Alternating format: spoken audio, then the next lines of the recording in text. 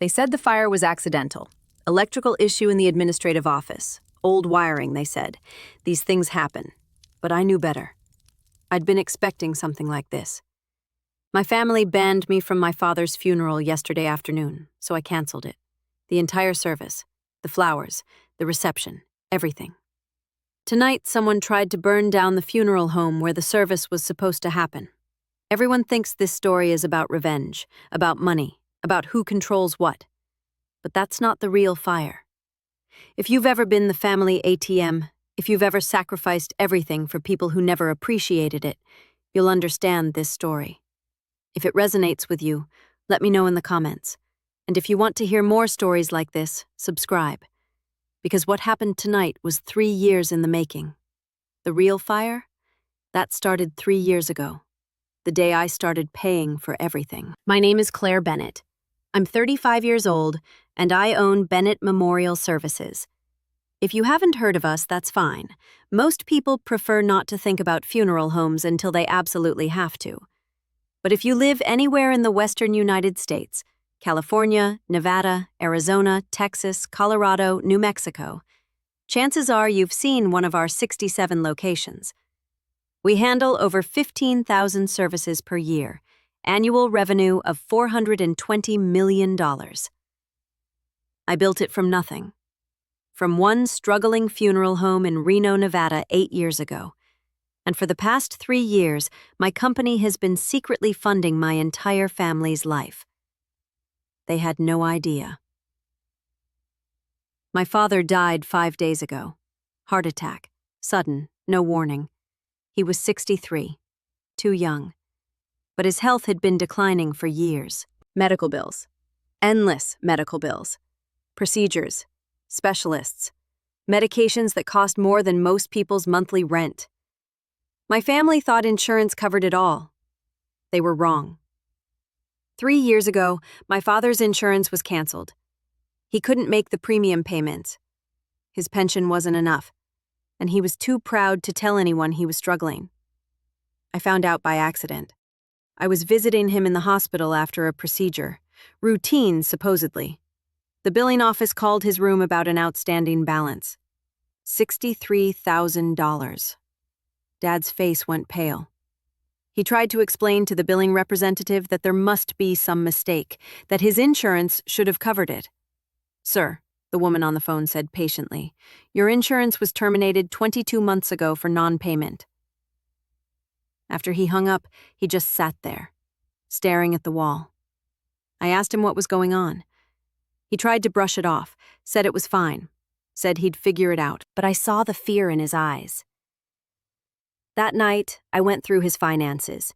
He'd given me power of attorney years ago, back when Mom was still alive, just in case. Emergency planning. What I found was devastating. Dad was drowning. Medical bills, a second mortgage on the house he'd supposedly paid off, credit cards maxed out, payments he couldn't make. And it wasn't just him. My brother Tyler's graduate school loans, past due. My sister Ashley's kids' private school tuition, unpaid. My stepmother Linda's credit cards, tens of thousands in debt. The family was a financial disaster, and nobody knew except Dad. I made a decision that night. I would handle it, all of it, quietly. I paid off the hospital bill, set up automatic payments for everything else, the mortgage, the loans, the tuition, the credit cards, and I told no one. I created what looked like monthly deposits from JB Investments, supposedly Dad's old investment portfolio paying out dividends. My family believed it. Why wouldn't they? Dad had always been good with money. Of course he had investments. Of course he'd planned ahead. They had no idea it was me. My company, Bennett Memorial Services. For 3 years, I paid for everything. Dad's mounting medical costs, $412,000. Tyler's graduate school loans, $156,000 plus interest. Ashley's wedding, her mortgage when she couldn't make payments, her kids' tuition, her husband's failed business venture. Linda's endless credit card bills that somehow never got declined. All of it. Every penny. I didn't tell them because I wanted our relationships to be about love, about family, not about money. I wanted them to include me at holidays because they wanted me there, not because I was funding their lives. But they didn't include me. Not really. Family gatherings were always awkward. I'd show up, they'd make polite conversation, then someone would inevitably ask about my work. "Still in the funeral business?" Tyler would say, slight smirk, like I'd chosen a career in sewage management. "Such a morbid profession," Linda would add, delicate shudder. "I could never do what you do." Ashley would change the subject quickly, embarrassed, like my career was something shameful we didn't discuss in polite company. At Linda's charity galas, I was never introduced as Claire, who built a $400 million company. I was introduced as Claire. She works in, well, funeral services. Apologetic tone, like I was the family disappointment. Meanwhile, Tyler was pursuing his MBA on my dime. Ashley was raising her beautiful children in a house I kept from foreclosure. Linda was an important member of the community, spending money I paid to credit card companies every month. I told myself it didn't matter, that I was doing this out of love, that family was supposed to support each other. But it hurt. Every time. When Dad had his heart attack last Tuesday, I was in a meeting at our Los Angeles headquarters. Ashley called, hysterical. Couldn't understand her at first. Claire, it's Dad. He collapsed. They're doing CPR. We're at Cedars-Sinai. You need to come." I left immediately, caught the next flight. By the time I landed 2 hours later, Dad was gone. The next 3 days were a blur. Funeral arrangements, paperwork, phone calls with the medical examiner, coordinating family members flying in from across the country. I handled everything, like always. I arranged the service at Riverside Memorial, our flagship location, the best facility we own. I personally selected the mahogany casket with brass handles, the premium package, the flowers from the most expensive florist in Los Angeles, the catered reception for 200 people with open bar and 3-course meal. $15,000. I paid for all of it without blinking. Tyler kept texting me. "Make sure Dad gets the absolute best. Money shouldn't be an object at a time like this." I agreed, of course. Dad deserved the best. The service was scheduled for Thursday morning, 10 a.m. Wednesday afternoon, I was driving to LAX to catch my red-eye back to LA for final preparations. Traffic was heavy on the 405, normal. My phone buzzed. Text message. I glanced at the dashboard display. Tyler. I assumed it was about final details, flower arrangements, seating, something logistical. I pulled into the next rest area to read it safely. What I saw made my blood go cold. "Don't come to Dad's funeral tomorrow. Family only. You're not welcome. We've decided you don't belong with us anymore. Find your own way to say goodbye. Don't bother trying to change our minds." I stared at the screen for a full 3 minutes, read it over and over, trying to make sure I wasn't misunderstanding something. My younger brother, the golden child who'd never worked a real day in his life, was telling me I wasn't welcome at our father's funeral. The funeral I'd paid for, at the funeral home I owned. My hands were shaking as I scrolled up through our recent messages. Just yesterday morning, Tyler had been texting constantly. "Can we upgrade the flowers? Dad deserves the best. Should we add another half hour to the reception? What about a slideshow? Can we get that?" I'd said yes to everything, paid for everything, and now I wasn't welcome. I called Tyler, straight to voicemail. Called Ashley, voicemail. Called Linda, voicemail. Called my cousin David, my Aunt Susan, everyone. Every single call went to voicemail. They'd coordinated this, had a meeting without me, decided collectively that I was no longer part of the Bennett family. I sat in my car, hands gripping the steering wheel so hard my knuckles went white. The irony was devastating. For 3 years, I'd been their invisible safety net, paying for everything, keeping them afloat, and they'd just decided I didn't belong. I pulled out my phone, dialed the number I knew by heart, the direct line to Riverside Memorial. Riverside Memorial, this is Amanda Richardson speaking. How may I help you during this difficult time? Amanda, this is Claire Bennett. A pause. Miss Bennett, is everything all right with your father's service tomorrow? Cancel it. Silence. I'm sorry, ma'am. Did you say cancel? Cancel everything. The viewing, the funeral service, the burial, the reception, everything. Miss Bennett, that's a very large service. We've been preparing for 3 days. The flowers alone cost $3,000. Are you absolutely certain? Completely certain. Cancel it all. But the family has already paid the $15,000 deposit. The deposit stays with us as a cancellation fee. Donate the flowers to hospitals and nursing homes. The catering goes to homeless shelters. And Amanda, add the Bennett family to our permanent no-service list. All 67 locations, they're not to be accommodated at any Bennett Memorial Services facility. Ever. Another pause, longer this time. Understood, Miss Bennett. I'll implement this immediately. Send them a formal cancellation notice within the hour. Make sure they understand we will not be providing services now or in the future. After I hung up, I sat there, heart pounding, wondering how my family had become so cruel. My phone rang 20 minutes later. Tyler. I almost didn't answer, but I wanted to hear this. Claire, what the hell did you do? He was screaming before I even said hello. Hello, Tyler. How's your evening? The funeral home just called. They canceled everything. They said we're banned from all their locations. What did you tell them? I told them the truth, that the Bennett family no longer requires their services. This is insane. You can't just cancel Dad's funeral. Actually, I can, since I paid for it. And since I'm apparently not family anymore, I figured you'd prefer to handle arrangements yourselves. We're still family. You can't do this to Dad. I laughed. No humor in it. Family? According to your text 2 hours ago, I don't belong with you anymore, I quote. Stunned silence. Tyler, let me ask you something.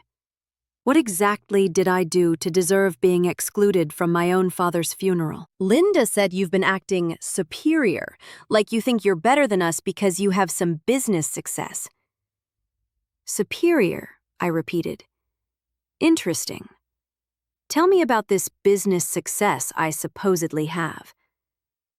Your funeral homes. Everyone knows they make decent money if you run them right. I pulled up my laptop. Opened financial records. Let's talk about money, Tyler. In the past 3 years, how much do you think Dad spent on medical expenses? I don't know, maybe $50,000? His insurance covered most of it. $412,000, Tyler. His insurance was canceled 2 years ago when he couldn't make the payments. Silence. And your graduate school loans? Those are what, $30,000 total? Yeah, around that. $156,000 plus interest, paid in full last year by Bennett Memorial Services. More silence. Ashley's wedding, her kids' private school, her mortgage, Linda's credit cards, the second mortgage on the family house that Dad supposedly paid off. Every single expense in this family for the past 3 years has been covered by my company. My company that you all think is so morbid and beneath our family's social status. I could hear him breathing hard. Bennett Memorial Services, Tyler. 67 locations across 6 western states, $420 million in annual revenue. I didn't just choose a depressing career. I built an empire. And that empire has been keeping this entire family financially afloat while you looked down on me. You're lying. Am I? Check the payment records for Dad's last hospital stay. Check who paid off the family house when Dad defaulted. Check who's been covering Linda's credit cards, your rent, Ashley's expenses, everything. Very long pause. Why didn't you ever tell us? Because I wanted our family to be about love, not money. I wanted you to invite me to holidays because you cared about me, not because I was paying your bills. So what happens now? Now you figure out how to pay for Dad's funeral yourselves. And all those monthly payments that have been appearing in your accounts, those stop tonight. Claire, please. We can't afford. You should have thought about that before excluding me from the family. We'll just call other funeral homes. I almost laughed. Good luck. Riverside was the only facility in the county with availability this week. The next closest option is Valley View Memorial, but they're booked solid for 6 weeks. You can't do this. I already did. I hung up. My phone immediately started buzzing. Calls from Ashley, Linda, Cousin David, Aunt Susan. Distant relatives I hadn't heard from in years. I let every call go to voicemail. Then I turned off my phone completely. That night, I couldn't sleep. I sat in my hotel room, staring at the ceiling, wondering if I'd made the right decision. Maybe I was being too harsh. Maybe I should have just accepted the exclusion and moved on. But every time I thought about forgiving them, I remembered that text message. You don't belong with us anymore. My phone was still off. I'd turned it back on around 10 p.m. to check messages. 37 text messages, 14 voicemails. Most were from Ashley, sobbing apologies. Please don't punish Dad because we were stupid. One was from Tyler, different tone, humbler. We need to talk, please. I was about to respond when my phone rang. Unknown number. I answered. Hello? Miss Bennett? This is Peter Chen, night security at Riverside Memorial. I'm very sorry to bother you this late, but we have a situation. My heart sank. What kind of situation? The fire alarm just went off. 11:37 p.m. The system is showing activation in the administrative wing. I've called 911. Fire department is on the way. But given that this is your flagship location and there was that incident with the Bennett family service today, I thought you should know immediately. I'll be there in 20 minutes. I grabbed my keys, rushed to my car. The drive from my hotel to Riverside Memorial took 18 minutes. I broke every speed limit. When I pulled into the parking lot, fire trucks were already there, lights flashing, firefighters moving with practiced efficiency. I parked, got out, stood there watching. The building wasn't engulfed. That was good. Just smoke coming from the east wing, the administrative offices. A firefighter approached me. Older man, kind eyes, name tag said Mitchell. You the owner? He asked. Yes, Claire Bennett. He nodded. Fire's contained, small. Started in one of the administrative offices. We got here fast. How bad is the damage? Not extensive, mostly smoke. Some papers burned in a trash can.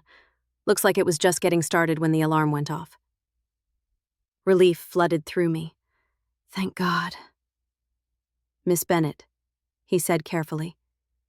This wasn't an accident. My stomach dropped. What? Come with me. He led me inside, through the lobby, down the hallway to the administrative wing. The smell of smoke was thick, acrid. We stopped at my office. The door was open.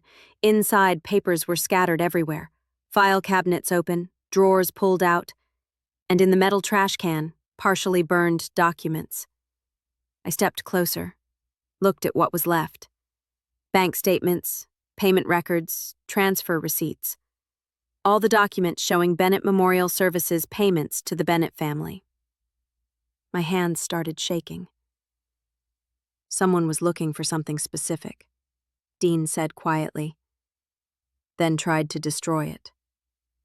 I nodded, couldn't speak. You know who did this?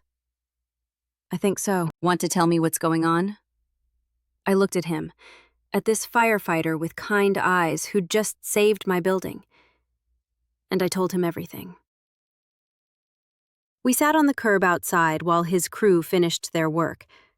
I told him about my father, about the 3 years of secret payments, about the funeral, about the text message. Dean listened, didn't interrupt, just listened.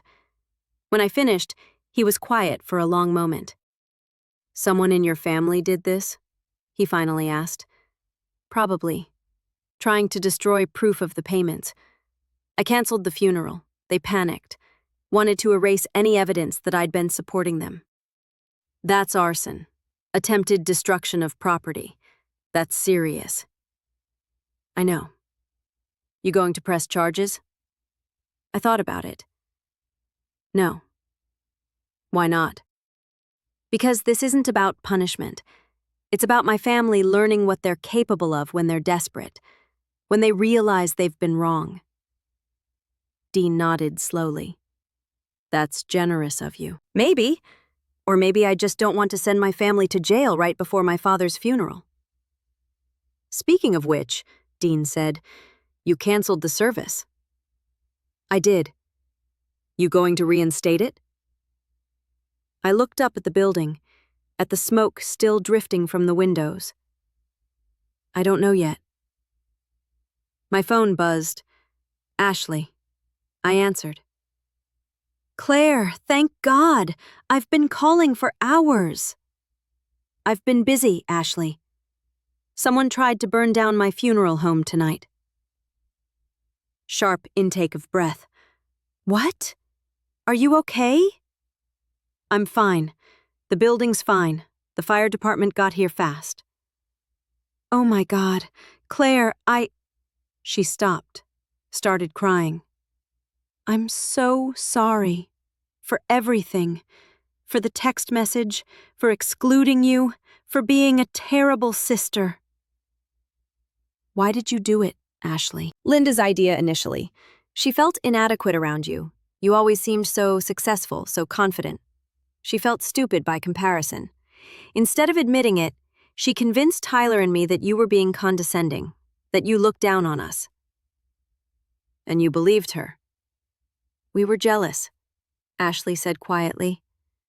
"You built this amazing company. You're successful, independent, put together. And we're all just pretending, living off Dad's money. Except it wasn't Dad's money, it was yours. And we didn't even know." "How did you find out?" "Tyler told me, after you hung up on him. He was panicking about the funeral, and I demanded to know what was going on. He told me everything. About the medical bills, the loans, everything you've been paying for." She was crying harder now. "Claire, I had no idea.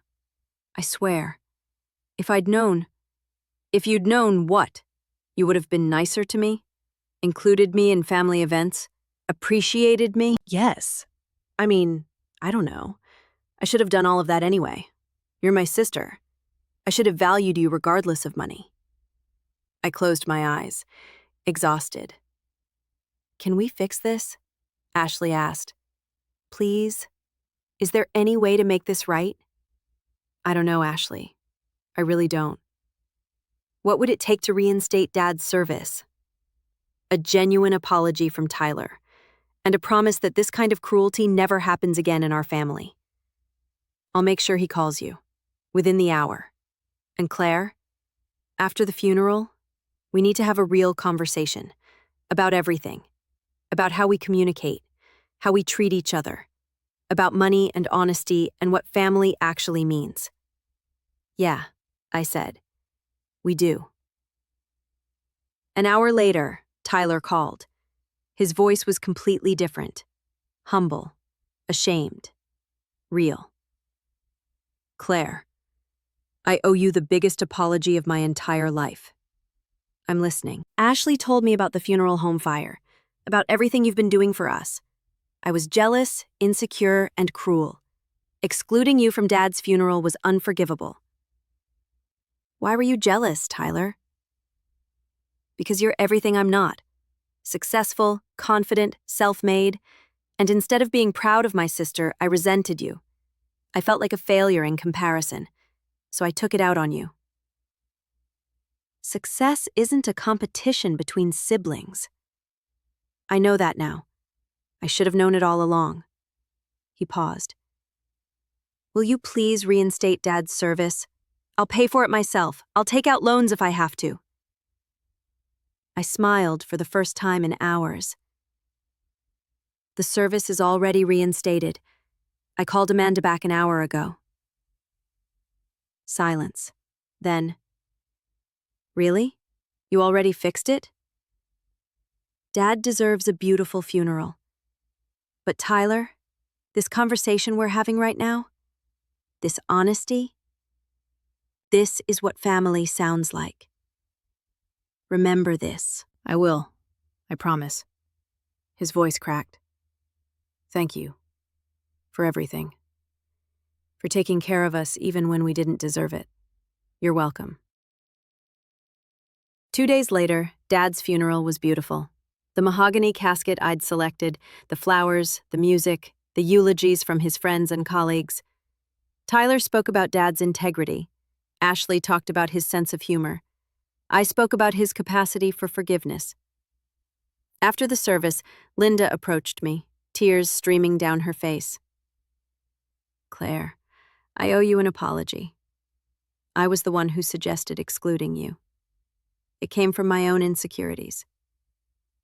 What made you feel that way? You seem to know so much about everything. Business, finances, Dad's medical situation. I felt stupid. So instead of asking for help, I got defensive. Linda, intelligence isn't about knowing everything. It's about being willing to learn. Will you teach me? About business? About financial planning?